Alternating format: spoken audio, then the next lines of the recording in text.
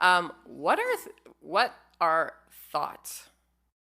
Thoughts are one of the ways that the belief system uses the physical mind to reinforce their validity so that they can perpetuate themselves. In other words, belief systems have a certain structure. Since physical reality isn't really real, beliefs have to make you believe that they are. And therefore, they have to reinforce themselves to make you think that physical reality is solid and real.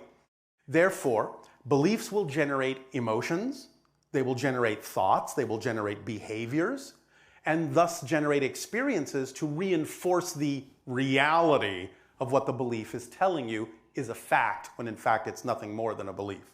But they have to do that in order for you to have a physical experience. Otherwise, if you didn't believe them, you would not be able to actually maintain a physical experience. You would see right through the illusion that your consciousness is creating. Now, when positive beliefs do that, you usually don't mind. But the negative beliefs have to use negative reinforcement. That's just the way they're designed. So in order to perpetuate themselves as a negative belief, they will usually do things and use tools and techniques in your emotions, in your thoughts, and in your behaviors to make sure you don't let them go. So one of the techniques they often use is fear. They make you afraid that if you let them go and stop believing in what they're telling you, that something worse will happen. That's just an illusion. It's just the way they work. You have to see through that as an illusion.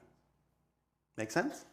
It does, and I'm wondering, like, they're unavoidable then because they help us create our physical experience? Or? Yes, but the idea is to then get to a place where you're in balance with yourself so that you can simply allow yourself to hold on to the positive beliefs, knowing that the negative beliefs are always there as a choice, but you simply don't prefer to choose them. You're not invalidating them. You simply recognize that they're there as an equal choice to anything you could believe is true, and you simply choose what you prefer without invalidating what you don't prefer. Yes? Yes, I understand. And when you experience a behavior, have an experience a behavior, have a thought, have a feeling, you know that it is the belief generating all of those, because you cannot have a feeling or a thought or behavior or an experience in a vacuum. You have to believe something to be true first. It's the blueprint. The emotions are the builders of the house. The thoughts are the building materials that they use. The behaviors are the way the builders are building the house, and the experience is the house that was built that you live in. So if something is off kilter with the house and you don't feel comfortable in it, go back to the blueprint and look at the blueprint. Say, oh yes, I see, the blueprint is off here and off there. Let me put that back into alignment.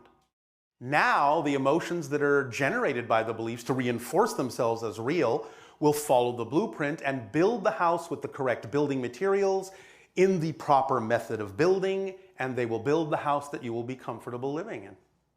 Always go back to the blueprint. Always go back to the belief system. That's what generates it to begin with.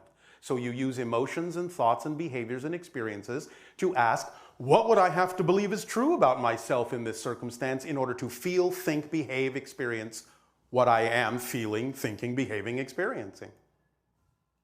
Then you can always trace it back, make the adjustments, and have a different experience, because everything starts with the belief. Everything starts with the definition you buy into as true.